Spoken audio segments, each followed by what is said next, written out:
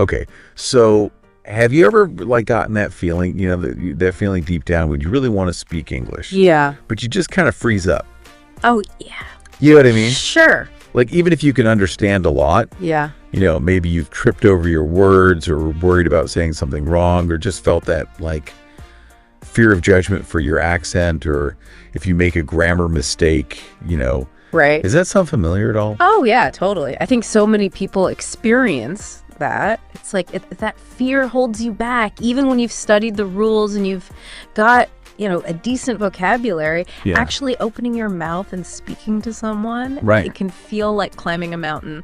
It's such a big thing. And we're diving into this today with a really fascinating conversation between Jake and Emma. Okay. And it's awesome because Emma gives Jake all this really practical advice on how to build confidence when speaking English.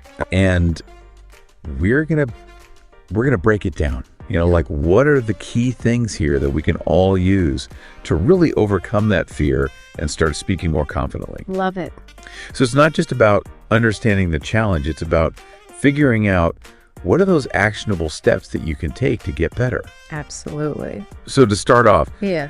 Jake, he kind of opens up about this moment he had. He was talking to his teacher and he made a little grammar mistake. Yeah. Pretty common one. He said, yesterday I go to the market instead of went. Oh, yeah. And it's interesting because it wasn't just the correction from the teacher. It was like that feeling of embarrassment, that feeling of being judged. Right. He really talked about how much that fear of judgment affected him. Yeah, it's so relatable. I think a lot of learners feel that way. You're putting yourself out there. It's like you said, there's that vulnerability. Yeah. And Emma's response, I think, is really smart. She zeroes in on this idea that caring too much about other people's opinions is a major obstacle. And it's a really great perspective shift that she encourages. Like, instead of thinking about criticism, Right. she talks about how most people appreciate the effort that someone makes to communicate in their language. It's a totally different way of looking at it. Yeah, it really reframes the situation. And I think it's something that we often forget. Like, people are generally more supportive than we realize. Yeah, for sure. So Jake's feeling a little stuck. Right. Right. And Emma's first piece of advice is so simple, but so powerful. She says, start by using simple sentences. Okay. And she gives this great example. Jake's talking about how he might see something like, I was planning to visit my grandmother's house this weekend, but due to unexpected circumstances, I have postponed it. Right. Which is, grammatically correct. Yeah. But it's a lot. It's complicated. It's a mouthful. Yeah. And Emma suggests simplifying it down to, I wanted to visit my grandmother, but I postponed it. Right. Why do you think that's such an important first step? Well, I think it's all about managing how much you're trying to do at once. When you're already nervous about speaking, trying to come up with these complex sentences with perfect grammar, it just makes it harder. Right. And so if you can just focus on the core of the message, Yeah. subject, verb, object, keep it simple. Yeah. It reduces that mental juggling act. Right. And then you can focus on just getting your point across. Right. And it's more likely you're going to say it correctly Exactly. if you keep it simple. Yeah. And then that builds your confidence. Exactly. It's like learning to walk before you run a marathon. Exactly. Yeah. Build that foundation. So then Emma addresses another challenge, which is that feeling of not knowing the exact word you want to use. Yeah. And she talks about using synonyms and paraphrasing. Okay. For example, instead of saying delicious, you could say, the food tastes very good, Right. which again seems so simple. But when you're in the moment Yeah. and you're trying to have a conversation, it's easy to get stuck. Totally. And I think that fear of not knowing the exact word can be paralyzing. And her suggestion is such a good way to get around that. Yeah. It keeps the conversation going and it shows you're resourceful. Yeah. You don't need to have this huge vocabulary to communicate. Right. Often a simpler explanation Yeah. actually gets the point across even better. Totally. And that leads us to the concern of having a limited vocabulary, which I think a lot of people worry about. Sure. Yeah. But Emma, she acknowledges that feeling, but she also says, look, a huge vocabulary isn't absolutely necessary for basic communication. Right. But then she gives some really great advice on how to actually build your vocabulary. Yeah. So how does she suggest going about that? So she's all about active vocabulary building. Okay. And she focuses on reading and listening. Yeah. But also on using new words that you learn. Right. And she has this technique called the 5 sentences technique, Okay. which is basically you take a new word and you use it in 5 different sentences throughout the day. Like, And it's great because it helps you move a word from passive recognition, which means, you know, you understand it when you see it, Right. to actually being able to use it when you're speaking. right, like it's in your arsenal. Exactly. Okay.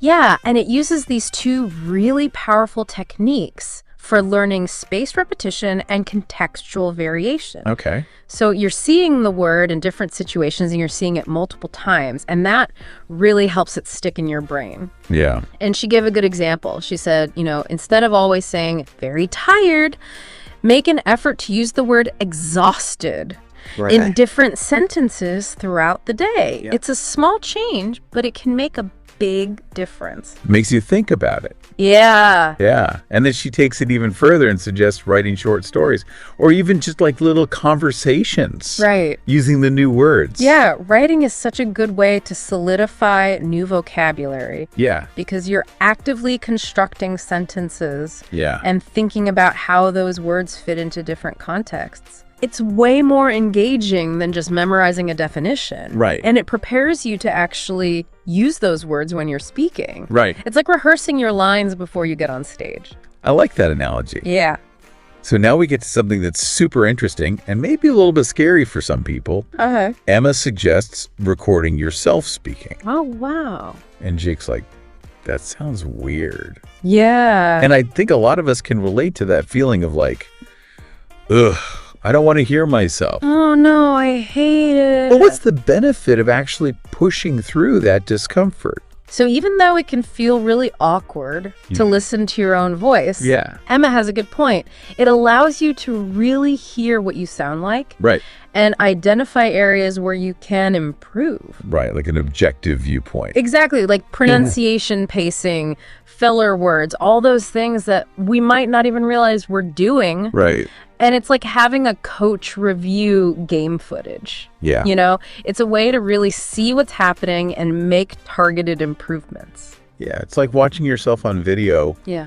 You know, you might cringe at first, but Yeah. ultimately Totally. it helps you get better. Yeah. So then Emma talks about this situation that I think trips a lot of people up, which is speaking to strangers. Right. And your mind goes blank. Oh, yeah. You don't know what to say. I have been there. And her strategy is practicing small talk. Okay. Just like simple everyday topics. Right. Why is that such a good starting point? Well, because it takes the pressure off. Right. You know, talking about the weather or their hobbies. Yeah. It's not like you have to have this deep intellectual conversation. Right. It allows you to practice those basic skills of conversation. Yeah. You know, greetings, asking simple questions, responding. Right. Without that added stress of having to sound smart. Yeah. It's like warming up before a workout. You're just getting your conversational muscles moving. Yeah, you're just getting comfortable. Yeah, exactly. And then Emma touches on something that I think is so important, and that's projecting confidence. Okay. She points out that even when you make mistakes, speaking confidently can make a huge difference. It really can. And this goes back to that idea of not fearing judgment. Absolutely. If you're confident, people are going to focus on your message. Right. More than any little mistakes you make. For sure. And she gives a good tip about focusing on clear and slightly slower pronunciation, Right. which can help with that confidence. Yeah. And it also helps people understand you better. Exactly. Yeah. It's all about communication. So what about when you genuinely don't understand what someone's saying? Okay. Emma gives some great phrases for that. Yeah. Like, I'm sorry, could you say that again? Or I didn't catch that, could you repeat? Right. Which are so simple, but I think a lot of people are afraid to use them. Oh, yeah. I think people would rather just smile and nod and pretend they understood. Right. But that can lead to bigger problems later on. Yeah. So it's really important to ask for clarification when you need it. Yeah. It's not a sign of weakness. It's actually a sign of good communication. avoids. Exactly. Yeah. Yeah. Prevents misunderstandings. Exactly. So then we get into this idea of thinking in English, Okay. which Emma really emphasizes. Yeah. She says, try to avoid constantly translating from your native language in your head Right. because it slows you down. It really does. And she suggests starting by just describing your surroundings in English. Okay. Like there's a red car outside, the sky is blue. Simple things. Simple things, yeah. Why is that so important, that thinking directly in English? It's about creating that direct connection between what you're thinking and the English words. Right. So you're not always going through that translation process. Right. It takes time and practice. Yeah. But it's really key to becoming more fluent. Yeah. And starting with simple observation makes it feel less overwhelming. So to keep those conversations flowing smoothly, Okay. Emma suggests using open-ended questions. I like that. Like, what about you? Or how do you feel about that? Right. Which not only is polite. But it also gives you a little bit of thinking time Exactly. to formulate your response in English. Right. Because when you ask a question, it shifts the focus to the other person. Yeah. And that gives you a moment to process what they said Yeah. and think about what you want to say next. So you're not just scrambling. Exactly. Yeah. It's a good strategy. And finally, Emma brings it all together with this really important piece of advice, which is consistent daily practice. Yes. She says, make a habit of speaking English as much as you can with friends, family, even to yourself. Right. And she reminds us that making mistakes is totally normal. It's part of the process. It's part of the process, yeah. Yeah. Her final message is so powerful. She just says, just speak. I love that. Why is that consistency and that acceptance of errors so important? Well, consistency is really the key to improving any skill. Yeah. It's like playing a musical instrument or learning a sport. Yeah. If you want to get better, you have to practice regularly. Right. And with language learning, it's the same thing. The more you speak, the more comfortable you'll become. And the more you'll learn from those mistakes. Exactly. Mistakes are not failures. Right. They're opportunities to learn. Yeah. So don't be afraid to make them. So to sum it all up, overcoming that fear of speaking English isn't about becoming perfect overnight. Right. It's about taking those small steps, using those strategies, and changing your mindset to focus on learning and growth. I like that. We've talked about so many great things today. We have. Simplifying your sentences, using synonyms, actively building your vocabulary, recording yourself to hear how you sound, practicing small talk, Right.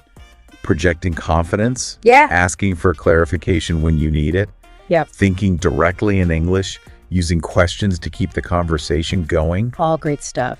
and most importantly, practicing every single day. Yeah. And remembering that those mistakes Yeah. are just part of the journey. Absolutely. So the fear itself is often the biggest obstacle. It is. And by taking action and using these strategies, Yeah. you can overcome that fear. I agree. Build your confidence and start speaking English more freely. And more confidently. So think about this. What's one small action that you can take today Yeah. to step outside your comfort zone and speak a little bit of English? Mm. It doesn't have to be anything big. Right. Maybe just describe something you see around you right now in English. Yeah. Even if it's just to yourself. Love it. Give it a try. Yeah. What's the worst that could happen? Exactly. You might surprise yourself. Thanks for taking this deep dive with us today. It's been fun. We'll see you next time. See it. Bye.